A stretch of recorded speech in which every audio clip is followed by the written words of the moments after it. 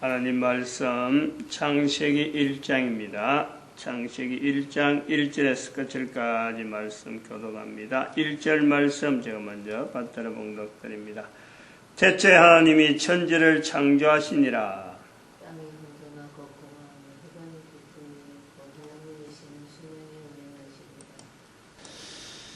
창세기 1장 1절 태초에 하나님이 천지를 창조하시니라.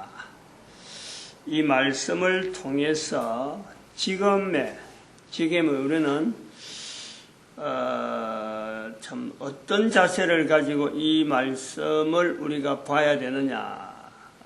적어도 2012년이 지난 이래로 2012년 전까지만 해도 이 말씀이 형성되어 있던 건 2000년입니다. 2000년.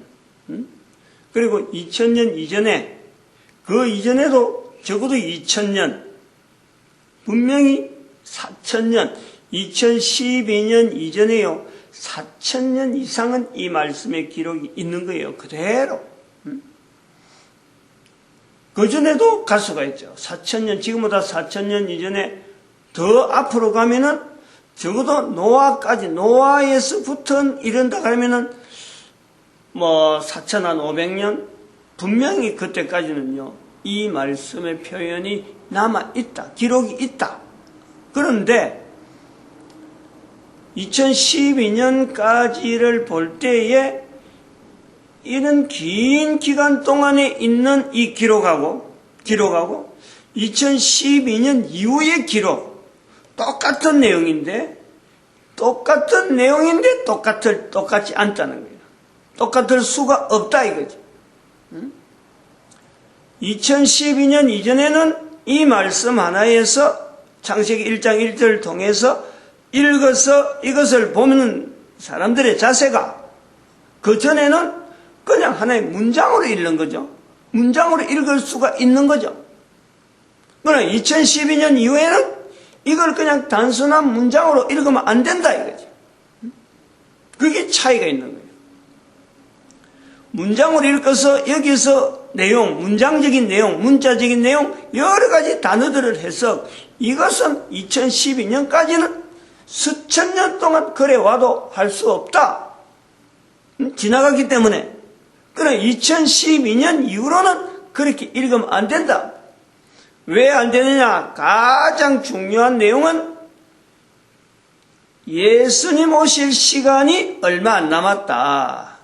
앞에는 2012년 이전에는 예수님 오시는 거하고 그렇게 무관하지 않게 그 관계가 전혀 없는 건 아니지만 연결 지었겠지만은 읽는 사람들은 오신 예수님, 안 그러면 오실 예수님 연결해서 읽었다 하더라도 그래서 문자적으로 단어적으로 어떤 문맥상으로 어떤 여러 가지 의미를 두고 읽어서 그걸 받아들였다 하더라도 2012년 이후에는 여기다 연결해야 될 거는 오실 예수님, 다시 말하면 그 오실 예수님은 2000년 전에 오실 예수님을 보는 게 아니고 2000년 전에 오신 예수님의 다시 오시는 거예요. 재림 예수님. 그 말씀은 태초에 하나님이 천지를 창조하시느라 이 천지 창조의 마지막 모습, 천지 창조라는 말을 더 이상 안 한다는. 예수님 오시면은 천지 창조라는 말씀이 더 이상 가지 않는다. 이 말씀의 끝인 거예요, 끝이. 천지 창조의 끝, 천지 창조의 시작은 인간 이전부터 하나님께서 만들어 놓으신 인간 존재 이전에부터 있어진 그 천지 창조가 계속 천지 창조의 역사가 진행이 되어 오다가 2012년 이후로 지나서 예수님 오심으로 말미암아 이제 그것이 가까워져 가지고 오심으로 말미암아 그것이 내일이 될지 내년이 될지 지금 당장이 될지 바로 그것에서 예수님 오심과 동시에서 천지 창조가 끝나는 거예요. 계속되어지는 천지 창조, 하나님이 여전히 계시므로 하나님이 천지 창조하셨으므로 천지 창조는 여전한 사건, 계속되어지는 사건, 그 사건으로 가다가 예수님 오시면은 모든 천지창조는 더 이상 진행이 안 되는 거죠. 인간의 존재도 완전히 다르는 거예요. 지금처럼 부모로 통해서 태어나는 이런 인간들은 더 이상 없는 거예요. 부모, 자녀, 형제, 어떤 관계도 인간 간의 관계가 성립되지 않는 그 상태로 인간의 존재가 더 이상 번식, 더 이상 어떤 확장, 이런 내용이 사라지는. 천지창조의 일 자체가 끝난다. 이거 자체는 인간의 존재 자체가 더 이상 현재 상태로 되어지는 것 같이 연결이 안 된단 말이에요. 고로한 현재성이 있다는 거예요. 현재성. 그 현재성에서는 오실 예수님 앞에서 우리가 있는 이 현재성이에요. 그러므로 창세기 1장 1절을 통해서 우리가 지금 현재적으로 받아들이는 이 과정에서 창세기 1장 1절에서 다시 나타나는 여러 가지 어떤 의미들, 해석하는 내용들이 전혀 다른 어떤 방향으로 지금까지 오던 성경 해석, 창세기 1장 1절을 해석하던 내용하고 전혀 다르게 나타나는 이런 내용이, 다른 사람들이 보고 의아해할 것이 아니라 의아해하는 것보다도 오히려 예수님 오실 때가 가까우니까 바른 자세로 만들어가는 하나의 모습이다라고 보는 것이요, 정확하게 받아들이는 자세고, 그리고 이것은 이러한 성경 해석이 되어진다라는 것은 누구든지 할 수 있는 성경에서 누구든지 받아들일 수 있는 내용이기 때문에 지향하는 지향점이 있는 거예요. 지금에 되어지는 이 환경에서 우리는 신학교를 통해서 성경 해석이 되어지고, 신학교에서 가르치는 내용을 통해서 성경에 접근이 되어지는 이 내용에 신학교라는 구조 자체가 없어도 얼마든지 성경 해석을 바르게 하고, 또 성경 해석을 한다는 내용은 단순한 성경 해석에 내가 할 수 있다 안 했다, 그것보다도 성경 해석을 통해서, 성경을 통해서 오실 예수님을 내가 어떻게 나타내느냐, 오실 예수님과 관계에서 하나님 앞에서의 인간이 어떤 상태로 존재를 해야 되는 것이 맞나요? 이걸 자기가 판단하는 거예요. 자기가 결정해서 자기의 길을 개인이 하나님 앞에서 어떻게 살아야 되는가, 이것 자체를요 자기가 바로 점검을 해보는 거예요. 바로 검증을 해본단 말이에요. 꼭 신학교 가야 어떤 목사가 되어야 되고 어떤 직분을 받아야 자기를 하나님 앞에서의 비춰보는 이런 필요가 없단 말이에요.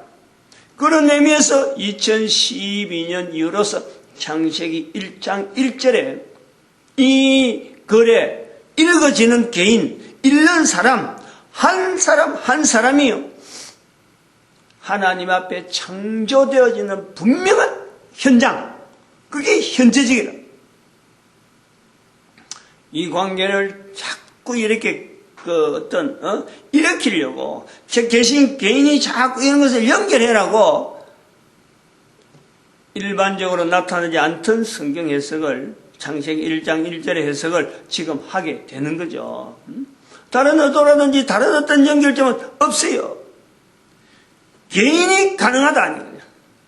신학교 안 가도 신학교 가는 것이 오히려 그 사람을 페인팅하는 수가 있다. 신학교에서 성경 해석했다 하면은 앞으로 그 성경, 왜냐하면 그거는 2012년 이전에 형성되어지는 하나의 성경 해석의 그 틀을, 그 구조를 그대로 받아가지고 성경 해석을 하려고 하기 때문에 오실 예수님에 대한 개념 자체가요 전혀 배제된다. 그러므로 신학교를 지향한다는 것은 뭐라 그럴까요? 시대에 뒤떨어지는 형태로 나타날 수가 있다 볼 수 있어요. 그리고 신학교만 겨냥하는 게 아닙니다. 신학교만 겨냥하는 게 아니라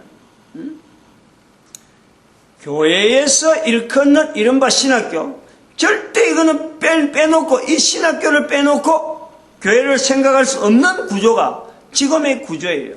그런데 거기서 신학교를 빼라 라고 하는 것은 성경 자체를 개인적으로, 그래서 하나님 앞에서의 개인이 어떻게 존재되어지는가, 하나님과 개인의 직접적인 이 구조를 넓혀나가는 거예요. 문을 넓히는 게 교회의 문턱을 낮추는 거라면 누구든지 가능하다.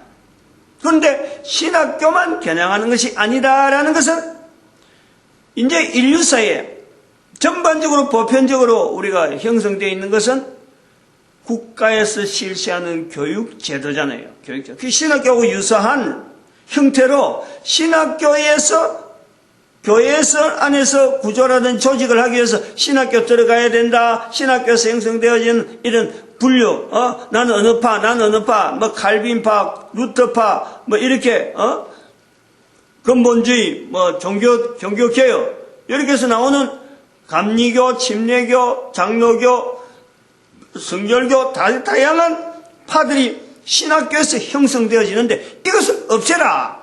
모든 사람들이 다 개인적으로 창조되어지는 지금 현재에서 창조하시는 하나님 앞에 누구든지 어떤 나이든지 어떤 환경에 있든지 어떤 처지에 있든지 이것은 얼마든지 가능하다. 이 내용은 모든 사람 앞에 적용해서 현재 교육, 어떤 형태로 교육이 진행되어진다. 그 교육의 본질, 왜 교육을 해야 되느냐? 본질적으로 그 사람을요, 직장생활 하는 거하고 관계가 되어지는 거예요. 현재적으로 매이게 만든단 말이에요. 교육이라는 것은 당장에 교육을 받은 사람과 교육을 받지 않는 사람, 이 차이를 우리가 연결해 보면은 옛날에는 교육에 대해서 지향하는 이 요소들이 부분적으로 교육을 받으면은 이런 혜택이 있다 하는 그 어떤 몇몇 사람들에 주어지는 거예요. 그래서 그 길을 아는 사람은 참 방향을 정해서 막 다른 사람들이 누리지 못하는 혜택을 누리려고 교육이라고 하는 요소에 들어가는 거예요. 똑같아. 신학교에 있는 거하고 똑같단 말이에요.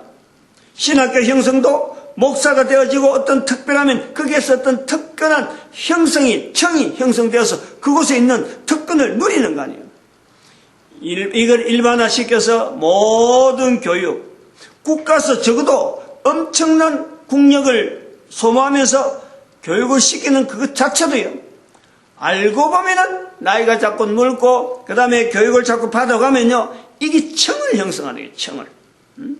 사람 간에 청을 형성하는 거예요. 교육받은 사람과 교육받지 못한 사람의 사이, 요거 청을 형성한단 말이에요. 청을 형성하면서 결국에는 개인의 삶에 어떤 번영, 인류 문명이라는 어떤 목표를 지향하면서 보다 나은 삶, 이걸 지향하면서 교육을 시키는데 인간과 인간 사이에 어마어마한 청을 남기는 것이 바로 교육이라는 거죠.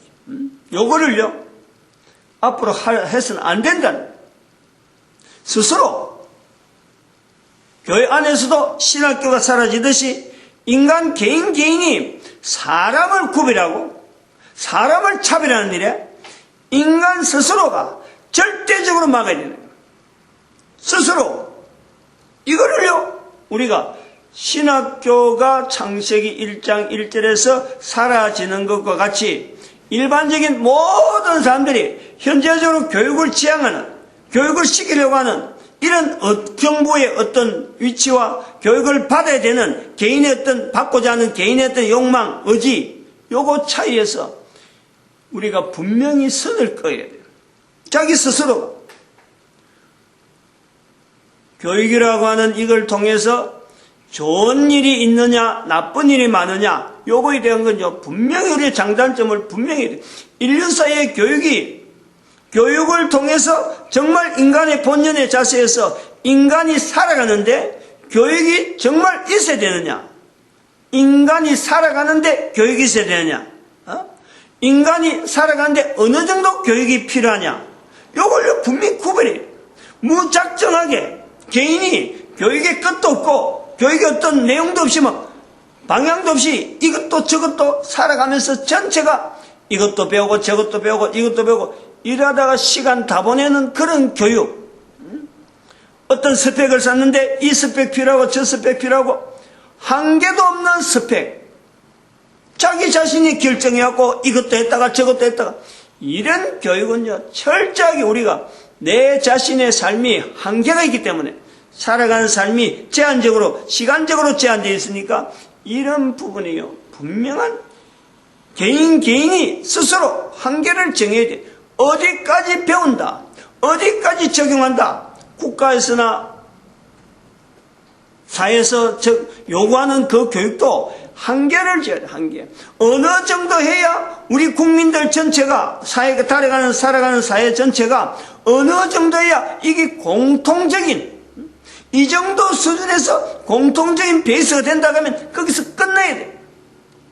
개인의 청이 지향하는 청은 특별한 개인의 어떤 취향에 맡겨가지고 국가 사는 것은 공통 베이스 요 정도까지 고등학교까지 고등학교, 중학교 가면 중학교 여기서 더 이상 국가는요 더 개입하면 안 되는 거예요. 교육시키는 거 돼서 지금 대학 교육이 지금 겨냥하는 거예요.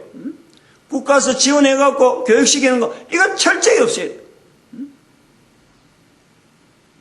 그리고 그에 대한 대응 자체를 개인이 반영을 해야 돼요. 반응을. 내가 사는데 요 정도 수준 같으면 된다 라고 하는 자기의 반응이 있어요.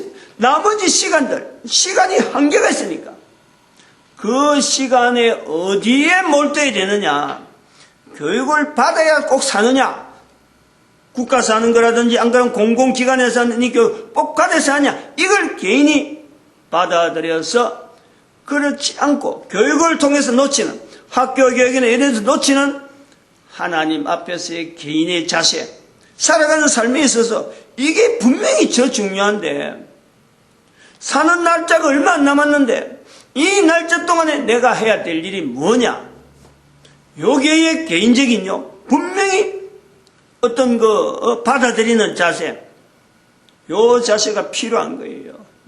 필요하다. 앞으로 그런 시대가 필요하다.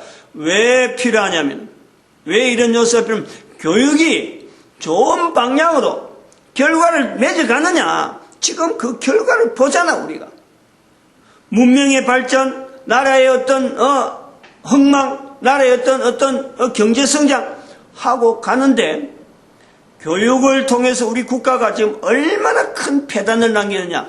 사람이 적어져요. 인간의 삶을, 개인의 삶을 지향한다 하지만은 교육비 때문에, 교육을 해야 되는 이 경쟁사회로 말미암아 교육을 해야 되는 교육비 때문에 인류가 결혼을 하지 않는, 사람의 결혼을 하지 않는 이런 폐단을 보이는 대표적인 국가가 대한민국이에요. 전 세계 출산율 어디 나온데 출산율을 가지고 경제 성장에 비교될 수 있는 나라가 186나라라 하는데 그 나라 중에서 대한민국의 출산율은 나라를, 그러니까 국민들 전 세계 인류 중에서 2.45명, 한 사람이 2.45명을 출산해야 되는데 대한민국은 186국가 중에서 185위 끝에서 다음. 그건 뭐 두 번 말할 필요가 없다. 그만큼 대한민국은 출산율이 낮아요. 1.13가 뭐 하여튼 이래. 1.07인가 1.013가. 다른 나라하고 비교가 안 될 정도 186국가 데이터 하는 나라 중에서 185위라 하니까. 뭐 때문에 이래 났느냐? 출산하는 한 연령을 이래 물어보는데, 데이터라고 질문하는데, 교육비가 많이 든다는 거 아니에요. 교육비가 많이 들기 때문에 결혼을 하는 것조차도 꺼려하고, 결혼한 사람 중에서도 애를 낳기를 꺼려하는 거예요. 감당이 안 된다는 거예요. 분명한 거예요. 사람이 존재해야 되는 어떻게 보면 우리 환경인데, 천지 창조의 내용이 사람의 존재인데, 이 존재를 막는 것이 대한민국에서는 지금 교육 때문에 사람의 존재가 막힌다는 거예요. 가임 여성들이 대한민국에서 출생하지 아니하고 다른 데 가겠다. 다른 나라 가서 출산하겠다 하면은 다른 나라 가겠다. 다른 나라 가서 한 3명 낳겠다. 한국에서는 1명도 안 낳겠다. 교육비 많이 든다. 결혼해도 아이 낳기가 두렵다. 연결되어 있어요.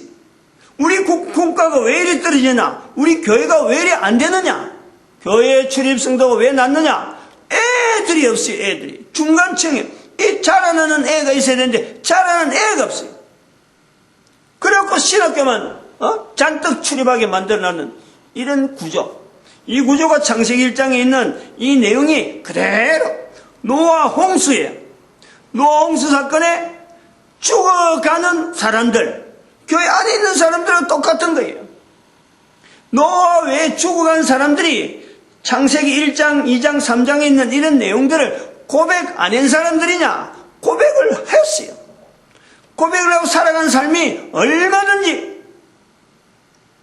하나님 보시기에 좋았더라 하는 그 요소까지는 안 가더라도 적어도 어떤 하나님의 아들, 사람의 딸, 이렇게 구분되어진 중에서 하나님의 아들 속에 있는 사람들은요, 그 많이 있어요. 노아 외에도. 오늘날 교회에서 교육을 지향하고 신학교 가는 사람들이 이 창세기 1장에 이런 형성되어지는 내용을 봐도 그런 사람들의 고백이 분명히 있단 말이에요. 노아 아닌. 그러나 방주 짓는 데는 참여 안 하더라는 거지. 방주 짓는 데는 힘을 못 보태고 방주 안으로 들어오지 못했다. 하나님이 기뻐하시는 어떤 모습에서는 분명히 제외되면서, 그러나 사람들이 바라고 사람들이 우사우사 하는 데는 참석하던 수많은 사람들이 오늘날 우리의 모습, 이게 교육에서요 극명하게 드러나요. 교육에서 이런 것을 지향을 볼 때 교회는 먼저 신학교를 없애야 돼요. 교회가 먼저 모든 사람이 가능한 하나님 앞에서의 이 가능성, 그리고 개인이 신학교가 없기 때문에 개인이 교육에 대해서 목표를 두고 교육을 시키는 어떤 정책이나 산업을 향해서 나가는 그 방향에서 내가 살아가는데 내가 이 정도 못해. 그리고 나머지는 하나님 앞에서 개인이 고민해야 돼요. 어떻게 하면 이 환경에서 내가 살아가느냐? 어떻게 하면 하나님이 내한테 주어진 달란트가 뭐냐? 교육 아닌 다른 데서 나오는 능력, 교육에서 나오는 능력, 자기에게 주어지는 개인에게 독특한 어떤 섭리, 그걸로 개인이 살아가면서 인정하면서 하는, 똑같아요. 노아 시대, 에녹 시대 똑같은 것이 지금이에요. 이게 창세기 1장 1절을 지금 시대에 우리가 비춰봐야 될 분명한 이유, 현재적이라는. 마치겠습니다. 기도드립니다.